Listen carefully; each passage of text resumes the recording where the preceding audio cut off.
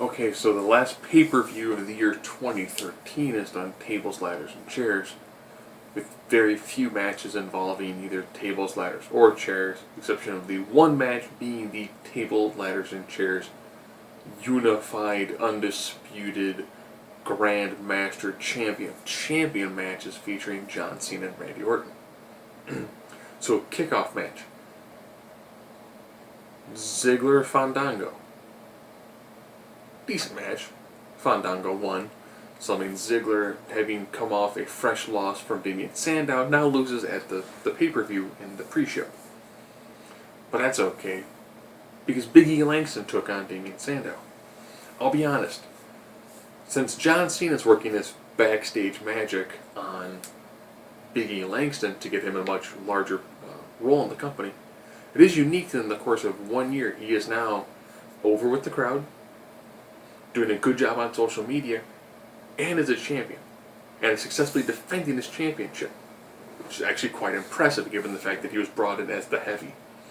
You know, decent match. You can tell that Langston and Sandow need a couple more matches to really get their chemistry going, but a solid match.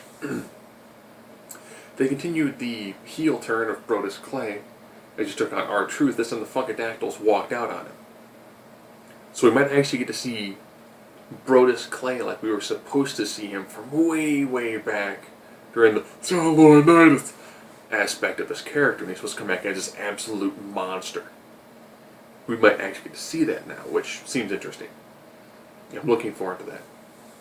AJ, even though she had some backstage heat for some random kind of BS-y sort of event, took on Natalya. Nice match, good match. These two, they seem to have issues on live shows, but they know how to turn it on for a pay-per-view. And of course, AJ retained, which is good. So your dominant heel champion is still your dominant heel champion. With as much foreshadow as been going on, everyone kind of knew that the CM Punk Shield match was going down with Punk being victorious. These four guys put on a ridiculous match. Ironically, almost any member of the Shield could vie for almost any single title, and it would almost work. I mean, you can picture any of them in some sort of main title feud, and it works. You know, these four guys did a great job in this ring. And it came down to Dean Ambrose accidentally eating a spear from Roman Reigns and then getting pinned by CM Punk. Nice match, solid match. The other handicap match, Daniel Bryan versus the Wyatts.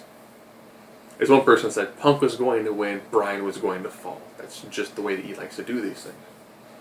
Put on a nice crisp match. If you saw when Daniel Bryan was taking on, I want to say he was taking on Rowan, he did a spot where he ducked a clothesline from Rowan and did a suicide dive and tried to take out Harper. You see a similar spot in the pay-per-view. It's a beautiful spot because it has to take phenomenal timing. And again, these three guys on the Wyatts put on a solid match. They work great as a unit. Daniel Bryan, he is about as consistent as you can be for a professional wrestler. But at the end, numbers caught up to him. Sister Abigail, 1, 2, 3, and the Wyatts defeat Daniel Bryan. Solid match. Solid match. The Miz and Kofi Kingston had another match. I guess now Miz is full heel, I guess. And he loses to Kofi Kingston. Over the good old-fashioned, I'm going to pull the turnbuckle pad off, exposing the metal buckle, and then I'm going to eat it. Because I'm the heel and I exposed it. And I can't recall the last time a heel exposed a turnbuckle actually got to use it. Normally they end up being the one who eats the turnbuckle. He eats it, Trouble in Paradise, 1, 2, 3. I guess their feud is going to continue for some reason. The Fatal 4-Way match actually ended up being a Fatal 4-Way elimination tag team match, with teams eliminated in the following order. Rybaxel, or Ryaxel, Kirkback, whatever you want to call that team, former Heyman guys. Then the Real Americans. Then Show and Ray lost. It would have made more sense to have had the two most recent tag teams lose, And then to have the Real Americans and the Rhodes Dynasty really have this nice long drawn out match instead of having the Real Americans be the second team to be eliminated. They have a name. They have a name. Why is it teams with names always seem to have these issues? Throw two guys together, they become people who can vie for the title.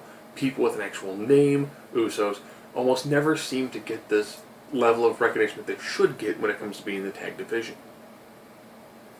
I believe I've covered the majority of the matches. Oh, yeah. The TLC match that had a decent amount of L, not that much in the way of T or of C.